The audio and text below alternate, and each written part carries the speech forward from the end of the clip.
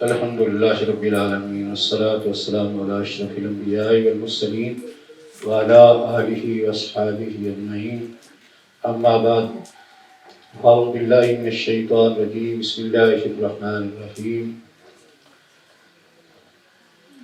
یا ایھا الذین آمنوا لا تأکلوا اموالکم بینکم بالباطل الا ان تکون تجارۃ عن تراض۔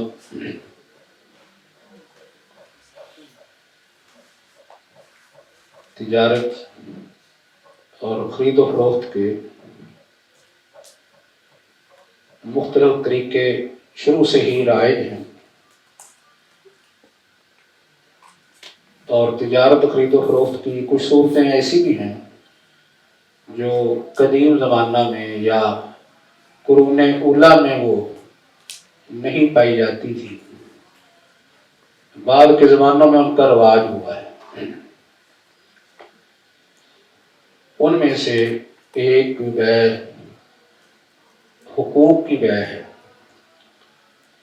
حقوق کی بیع یعنی معنوی حقوق کی بیع۔ ایک مادی حقوق ہوتے ہیں جن کی بیع میں کوئی اختلاف نہیں ہے۔ کوئی شخص کسی چیز کا مالک ہے تو وہ اس کو آگے بیچ سکتا ہے، یعنی ایسی چیزیں جن کا انسان مالک ہوتا ہے اور ان کا تعلق مادی اشیاء سے ہے، مادی چیزوں سے ہے، ان کے بیچنے خریدنے میں کوئی اختلاف نہیں ہے۔ لیکن دوسری قسم ان حقوق کی ہے جن کو حقوق معنویہ کہتے ہیں۔ معنوی حقوق میں ایسی چیزیں آتی ہیں جن کا تعلق مادی اشیاء سے نہیں ہوتا۔ ان میں انسان کا اپنا اختیار یا اس کی اپنی کوئی شہرت، اس کا نام اور اس کی کوئی فکری کاوش، کوئی فکری محنت،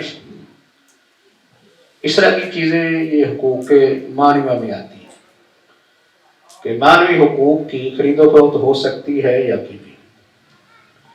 جیسا کہ ان میں سے ایک حق تعریف ہے۔ کسی شخص نے کوئی کتاب لکھ دی، اب یہ شخص جو کتاب لکھنے والا ہے اس کتاب کے ساتھ کچھ حقوق متعلق ہوتے ہیں۔ یہ حقوق دو طرح کے ہیں۔ ایک حق جس کو ادبی اور علمی حق کہا جاتا ہے، اور دوسرا حق یہ مالی حق کہلاتا ہے۔ یہ دو قسم کے حقوق ہیں۔ تو ان حقوق میں مصنف یا مؤلف کو اختیار ہے کہ وہ اپنے حقوق دوسرے کو بیچ سکے، ہبہ کر سکے یا کسی کو وقف کر سکے۔ حق تعریف جس میں دو قسم کے حقوق وابستہ ہوتے ہیں، ایک کو ادبی علمی اور دوسرے کو مالی کہتے ہیں۔ ادبی اور علمی حق کیا ہے؟ جس شخص نے کوئی کتاب تالیف کی ہے، تصنیف کی ہے، اس کی نسبت اس کی طرف کی جائے، کیونکہ یہ اس کی علمی کاوش ہے، اس کی یہ فکری محنت ہے، اس کی طرف اس کی نسبت کی جائے۔ کوئی دوسرا شخص اس کو اپنی طرف منسوب نہیں کر سکتا، نہ ہی خود مؤلف کو اختیار ہے کہ کسی اور کو یہ حق بیچ سکے۔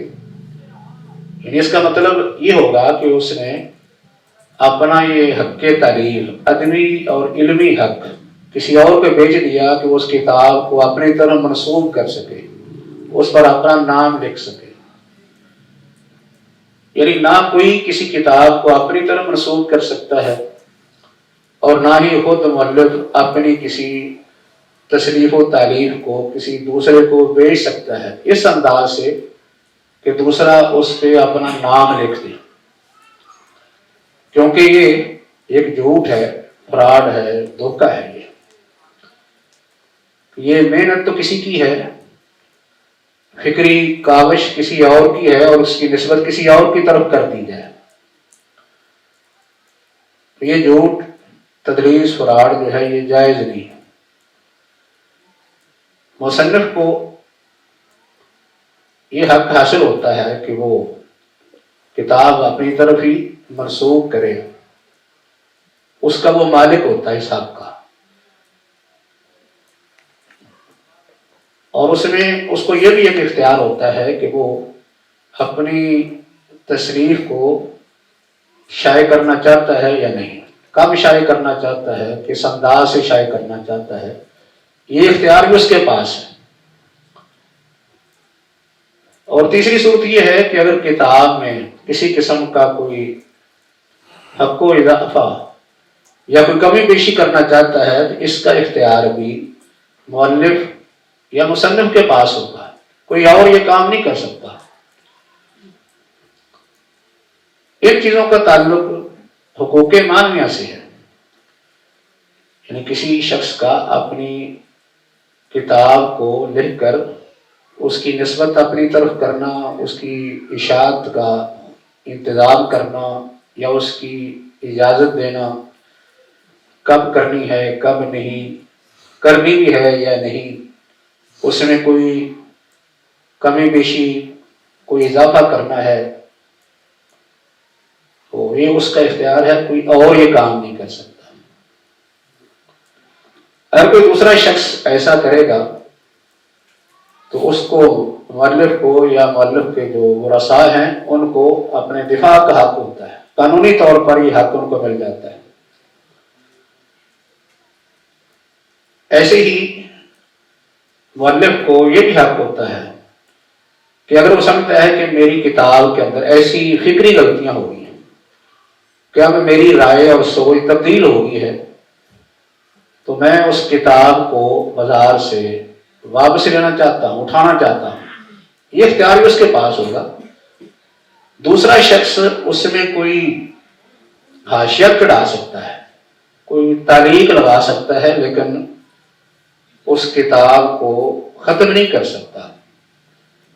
جس آدمی کی یہ محنت ہے، جس کی فکری یہ کاوش ہے، وہ خود ہی یہ کام کر سکتا ہے. اگر اسے محسوس ہو کہ میں نے جو کچھ لکھا ہے اس میں نے ایسی باتیں، ایسے نظریات، ایسے مسائل لکھ لیے ہیں کہ اب میری رائے ان کے بارے میں تبدیل ہوگی ہے، تو وہ کتاب کو بازار سے اٹھا سکتا ہے.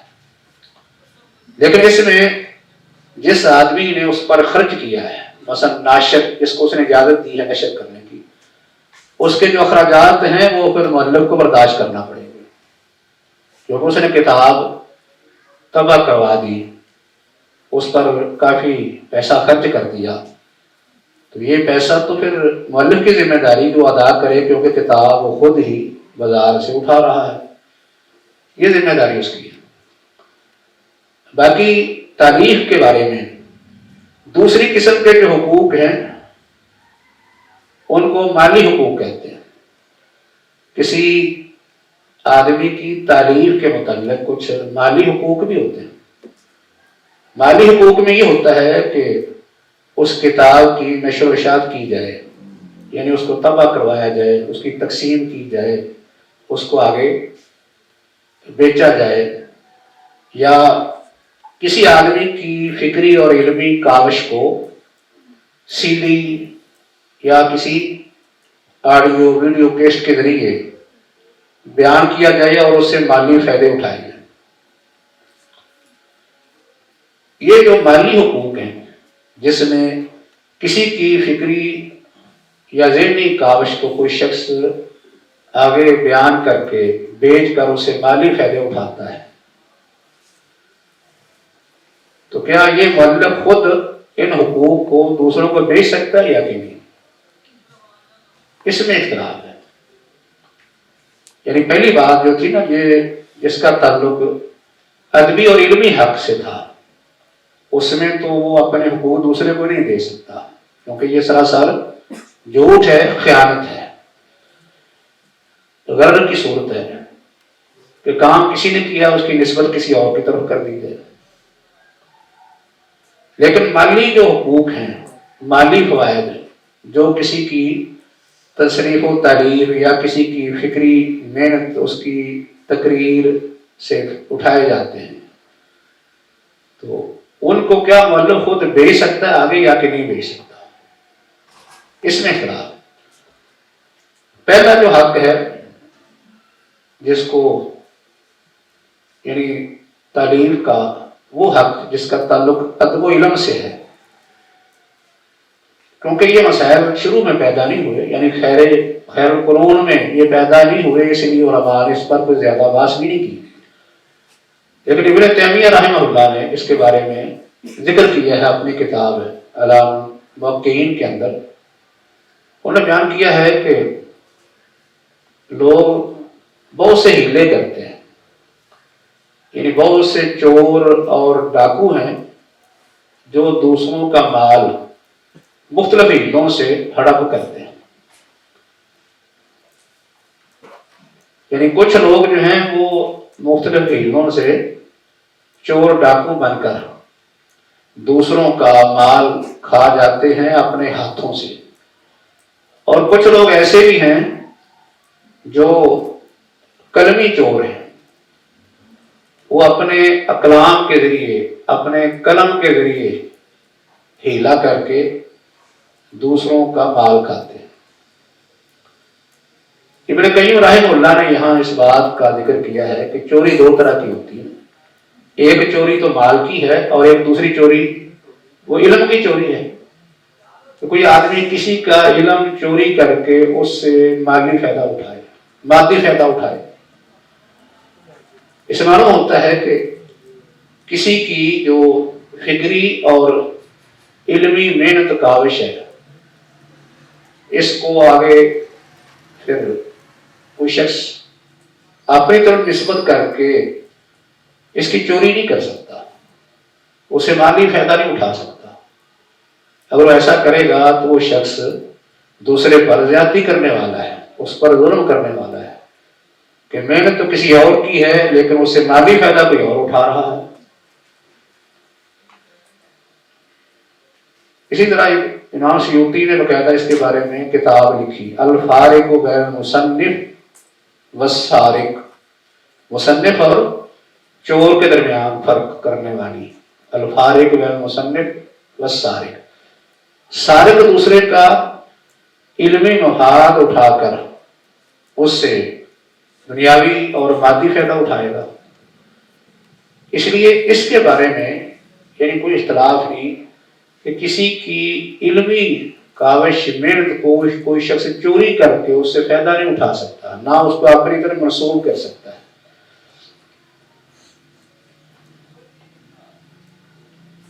ایسے ہی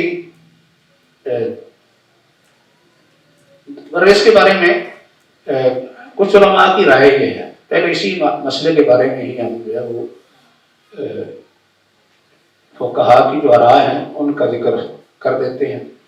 کچھ علماء کی یہ رائے ہے کہ یہ جو حقوق ہیں، تالیف کے حقوق، یہ کسی اور کو نہیں بیچے جا سکتے، اس لیے کیونکہ علم جو ہے یہ کیا ہے، ایک عبادت ہے، یہ سب تو حرفت نہیں ہے، اس لیے عبادت پر پیسہ نہیں کمایا جا سکتا، یہ حقوق کسی کو بیچے نہیں جا سکتے، نہ کوئی شخص کسی سے خرید سکتا ہے۔ دوسرا یہ ہے کہ اگر اس کو بیچا خریدا جائے تو پھر یہ کتمان علم میں آتا ہے، کتمان علم حرام ہے، کوئی شخص اس کی خرید و فروخت کرتا ہے، اس سے مالی فائدہ اٹھاتا ہے تو یہ کتمان علم کرتا ہے۔ تیسری وجہ یہ ہے کہ اس کو حق شبہ پر قیاس کیا ہے، حق شبہ پر، جیسا کہ کسی آدمی کو یعنی کسی آدمی کو جو کسی دوسرے کا کاروبار میں شریک ہے اس کو حق شبہ مل جاتا ہے، حق شبہ حاصل ہوتا ہے کہ ایک شریک اپنا حصہ بیچنا چاہے تو اپنے شریک کو ہی بیچے، کسی اور کو اگر بیچے گا تو اس کا شریک باقاعدہ عدالت کے ذریعے دوسرے سے واپس کروا سکتا ہے، یعنی دوسرے سے لے کر خود خریدے گا. کہتے ہیں کہ حق شفا پر اس کو قیاس کیا ہے.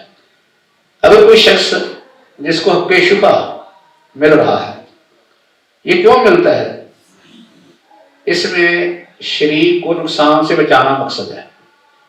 یا اگر پڑوسی کو حق، اس طرح کے احناف کے ہاں پڑوسی کو بھی حق ہے. جمہور علماء کے نزدیک پڑوسی کو حق خاص صورتوں میں ہوگا، عام نہیں. یعنی جب کوئی شخص کسی کا پڑوسی اپنی پراپرٹیز بیچے اس طرح کہ دوسرا شخص سے بہت تکلیف محسوس کرے، ان کے رستے جدا نہ ہو سکیں، چیز تقسیم نہ ہو سکے، تو ایسی صورت میں پڑوسی کو بھی حق ہے. اگر کوئی شخص دوسرے سے کوئی ضرر محسوس نہیں کرتا، وہ اپنا حق کسی کو بیچ دیتا ہے، یعنی حق شفا کسی کو بیچ دے تو اس کے لیے بیچنا جائز نہیں ہے. اس لیے اس کو تو حق ملا ہے تاکہ اس کو ضرر سے بچایا جائے، اور یہ شخص اپنا حق دوسرے کو بیچ رہا ہے، اس کا مطلب یہ ہے اس کو کوئی ضرر نہیں ہے، کوئی نقصان نہیں اس کو. تو پھر اپنا حق بیچ کے اس پر مالی فائدہ کیوں اٹھائے؟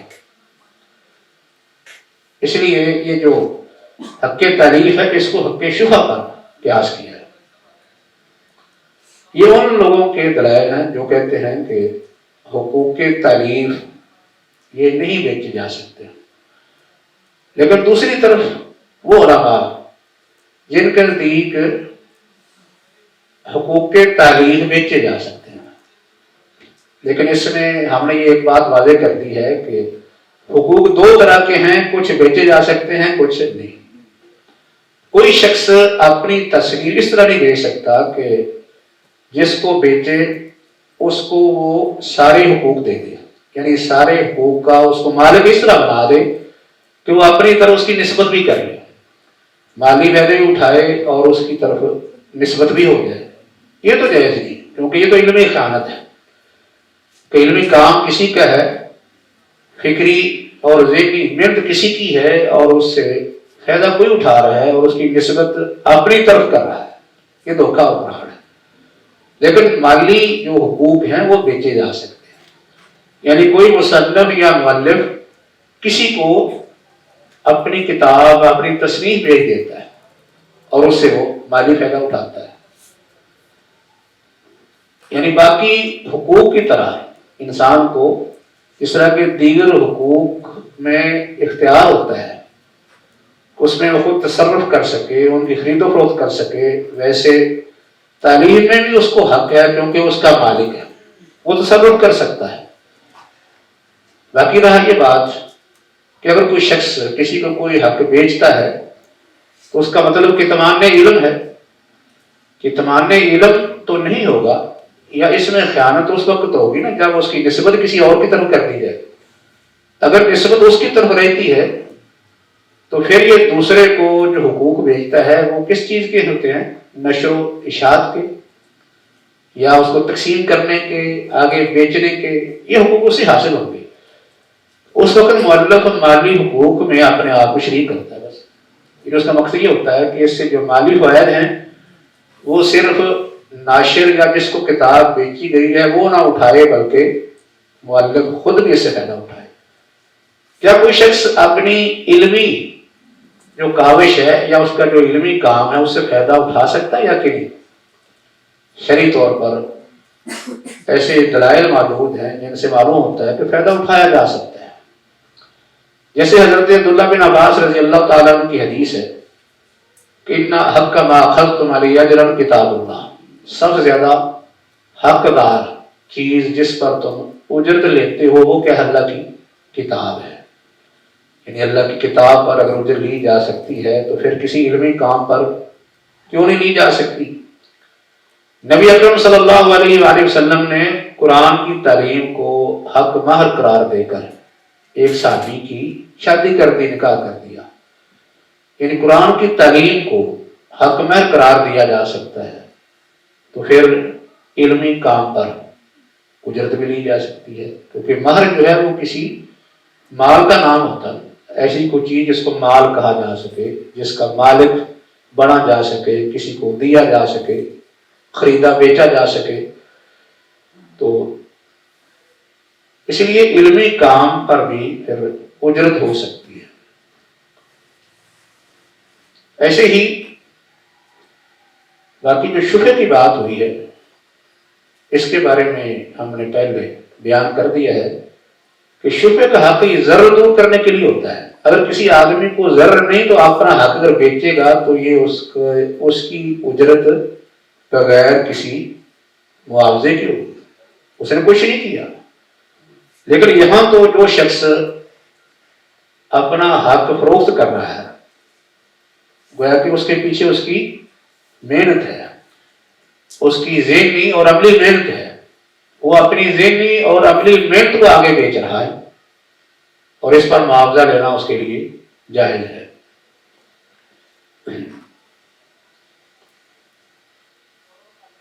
دوسری چیز جو حقوق مانیہ میں ایک آتی ہے وہ ہوتی ہے حق ایجاد.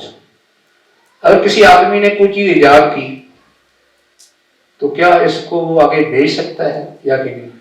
اپنی ایجاد کا حق کسی کو بیچنا اس کے لیے کیسا ہے؟ اس میں بھی جو آدمی کوئی چیز ایجاد کرتا ہے اس کو ایک تو حق یہ ہوتا ہے کہ اپنی طرف منسوخ کرے، دوسرا کوئی شخص اس کی نقل نہ اتارے، اور اس کے جتنے مالی فوائد ہیں وہ اس کو حاصل ہوں گے یا اس کے پھر ورثاء کو حاصل ہوں گے. کیونکہ ایک آدمی نے ایک چیز خود ایجاد کی ہے، ایجاد میں اس نے اپنی محنت کی ہے. ایجاد کے اندر بھی ذہنی محنت بھی ہوتی ہے نا. ایک آدمی سوچ و بچار کرتا ہے، غور و فکر کرتا ہے، اپنی دماغی اور ذہنی توانائیاں استعمال کرتا ہے اور اس پر پھر کچھ اخراجات بھی ہوتے ہیں، مال بھی خرچ کرتا ہے. اس لیے اس پر اس کو حق ہے کہ اس کی نسبت اپنی طرف کرے، کسی کو اس کی نقل اتار نہ دے اور اسے جو مالی فائدے ہیں وہ اسے ہی حاصل ہو. جب یہ شخص ایجاد کے حقوق کا خود مالک ہے، اس میں اس نے اپنی ذہنی اور عملی محنت کی ہے تو اس کو بیچنے کا اختیار رکھتا ہے، آگے بیچ سکتا ہے، اپنا حق آگے بیچ سکتا ہے. لیکن اس طریقے سے نہیں بیچے گا جیسے ہم نے پہلے بات کی نا کہ اپنی علمی جو کاوش ہے اس کی نسبت دوسرے کی طرف نہیں کر سکتا، یہ حق نہیں دے سکتا، نہ دوسرا یہ حق لے سکتا ہے، خرید سکتا ہے، بلکہ وہ مؤلف کا ہی حق ہے. اسی طرح جو موجد ہے کسی چیز کا، ایجاد کرنے والا، یہ شخص اس کی نسبت اپنی طرف ہی کرے گا. اگر اس طرح اس کی خرید و فروخت کی جائے، یعنی کوئی شخص جو کوئی چیز ایجاد کرتا ہے تو اس کا وہ مالک ہے، تو وہ کسی کو یہ حق ایجاد بیچتا ہے اس طرح کہ اس کی نسبت اس کی طرف ہوگی، لیکن دوسرا شخص اس سے فائدہ اٹھا سکتا ہے، اس کی ایجاد سے فائدہ اٹھا سکتا ہے.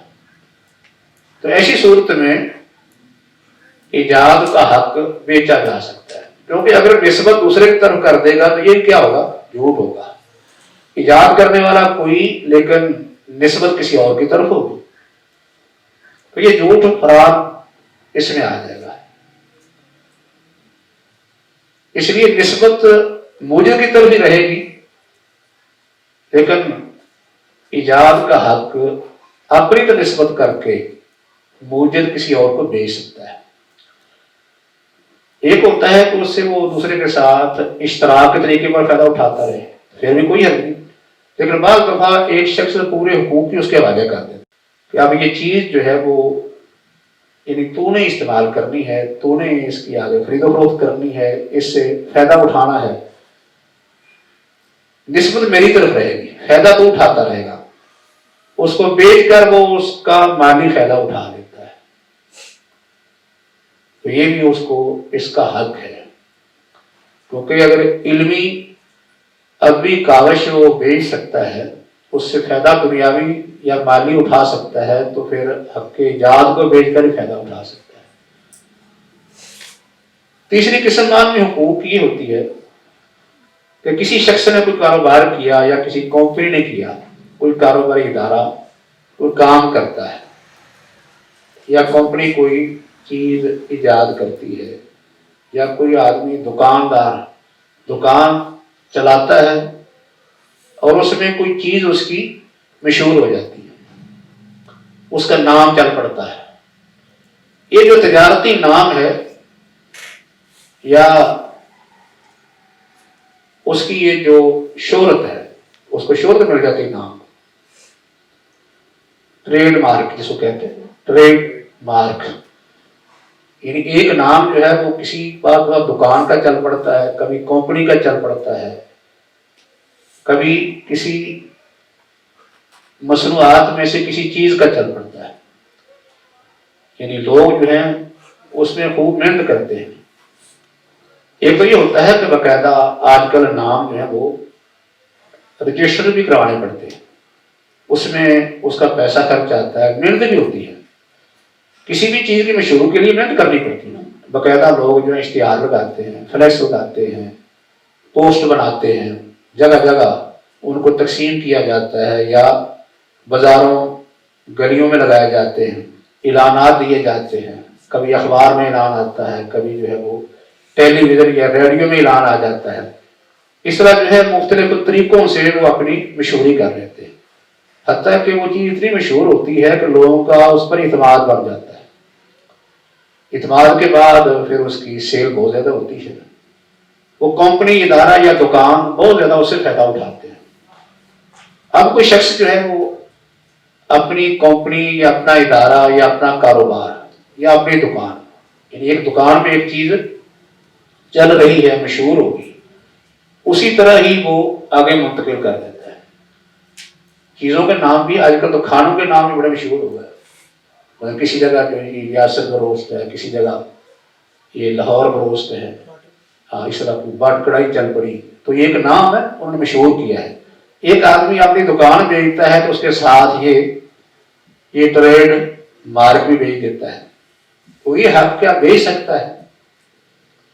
بیچ سکتا ہے، کوئی حق نہیں اس میں، یعنی کسی کو اس نے دکان بیچی ہے یا کوئی ہوٹل ہے یا کوئی مثلا اپنی اس کی کمپنی یا ادارہ ہے جس میں یہ نام ایک مشہور ہو گیا کسی چیز کا، تو اگر کوئی شخص وہ چیز بیچتا ہے تو اس نے چیز کی قیمت لینی ہے، مزید اس کا جو یہ نام ہے، تجارتی نام مشہور ہو گیا، ایک اس کی علامت اور اس کا عنوان بن گیا، جس کی وجہ سے لوگوں کا اعتماد بن جاتا ہے، بعد میں پھر وہ لوگ اس اعتماد کی وجہ سے وہی چیز خریدتے ہیں۔ اس کا بیچنا خریدنا یہ بھی جائز ہے، کوئی حد نہیں، کیونکہ اس میں اس آدمی کی محنت ہے، اس نے ایک محنت کی ہے، دماغی محنت بھی ہے کہ اس نے سوچا کہ میں نے کون سا نام رکھنا ہے، اس نام کو اس نے مشہور کیا اور اس کے لیے، اس کی شہرت کے لیے پیسہ بھی لگایا، محنت بھی کی، اس لیے اپنے اس پیسے پر یا اپنی محنت پر، وہ محنت ذہنی ہو یا عملی ہو، اس پر وہ پیسہ کما سکتا ہے اس کو بیچ کر۔ اور یہ چیزیں جو ہم نے بیان کی ہیں ان کا تعلق اس سے ہے حقوق معنوی، کیونکہ اگر کوئی آدمی ایک دکان کسی کو بیچتا ہے یا کوئی پلازہ بیچتا ہے یا کوئی کمپنی کی کوئی جگہ ہے یا کوئی مشین ہے یا کوئی فیکٹری کارخانہ بیچتا ہے، یہ کیا مادی چیز ہے، ایک اپنی ایک مادی چیز جس کو مالک ہے اس کو آگے بیچ رہا ہے، لیکن باقی چیزیں کہ اس کی شہرت بڑی اچھی ہے، اس کا نام بڑا مشہور ہو گیا، ان کا تعلق کس سے ہے؟ یہ معنوی حقوق سے ہے، مادی حقوق نہیں بلکہ یہ معنوی حقوق ہیں جن کا مادی چیزوں کا تعلق نہیں ہے۔ تو بہرحال جو معنوی چیزیں ہوتی ہیں ان میں بھی کیونکہ مال بھی خرچ ہوتا ہے اور پیسہ بھی لگتا ہے، اس لیے جو شخص ان حقوق کا مالک ہے وہ جس طرح اپنے پاس رکھ کر ان کو استعمال کر سکتا ہے، مادی فوائد اٹھا سکتا ہے، اس طرح کسی اور کو بیچ کر بھی اس سے مالی فائدہ وہ حاصل کر سکتا ہے، لیکن اس میں شرط یہ باقی رہے گی، کیونکہ قرآن کہتا ہے لا تاکلوا اموالکم بینکم بالباطل، باطل طریقے سے مال نہیں کھانے چاہیے، باطل طریقے میں ہر وہ طریقہ شامل ہے جو ناجائز ہے، کیونکہ ہماری شریعت نے جن اسباب کی وجہ سے کسی کاروبار کو ناجائز کہا ان میں سے ایک بنیادی سبب کیا ہوتا ہے؟ سود، सूद है। बाकी दूसरी सूरतें जो हैं उनके लिए दो लफ्ज आमतौर पर इस्तेमाल हुए हैं, एक बातिल तरीका और एक गर्र। नहाज़न बैल गरारी, धोखे की बै, धोखे की बै से मना किया है, और बातिल तरीके से माल खाना। बातिल में हर वो तरीका आ जाता है जो शरई तौर पर नाजायज है। कोई आदमी चोरी करके खाए, डाका डाले, किसी का माल हड़प कर दे, कब्जा कर दे, किसी को धोखा दे। इसलिए कुछ चैनल कहते हैं कि ये 3 सूरतें नहीं बल्कि हकीकत में ये 2 ही बनती हैं। यानी एक तो सूद है और दूसरा बातिल तरीके। और बातिल तरीकों में हर किस्म का नाजायज तरीका शामिल है जिसमें गर्र भी आ जाता है। इसलिए कोई भी शख्स जब किसी को मानवी हुकूक देता है तो उसमें इन चीजों का लिहाज रखना चाहिए कि उनके अंदर कोई धोखा, फ्रॉड, झूठ, गर्र, तदलीस नहीं होनी चाहिए कि चीज जो है वो किसी की है, निस्बत उसकी किसी की तरफ कर दी जाए, दूसरों को धोखा दिया जाए, फलां आदमी ने ये काम किया है, हालांकि असल काम उसका नहीं होता, उसके मालिक। ये जो बात हम बेचनी कर रहे हैं ये इनका ताल्लुक किससे है? माली फवायद से है। वो कोई शख्स अपना हक बेच के माली फायदा उठा सकता है, दूसरा शख्स किसी से मानवी हुकूक खरीद के माली फवायद उठा सकता है, लेकिन असल जो निस्बत है किसी चीज की वो अपनी तरफ नहीं कर सकता। जैसे ईजाद की निस्बत है या तारीफ की निस्बत है, क्योंकि वरना ये किस में आएगा? ये झूठ, गर्र, धोखा है, दूसरे को धोखा दे रहा है कि काम किसी का है और उसको मनसूब किसी की तरफ कर रहा है। तो जिस काम में ये गर्र, धोखा, झूठ आ जाए तो ऐसा काम शरई तौर पर नाजायज हो जाता है। करने वाला भी अल्लाह के यहाँ गुनहगार होता है। पर ये उम्मी तौर पर हुकूक मानवी की बै का हुक्म था, इसका हमने जिक्र कर दिया है। वल्लाहु आलम बिस्सवाब, वमा अलैना इल्ला अल बलाग।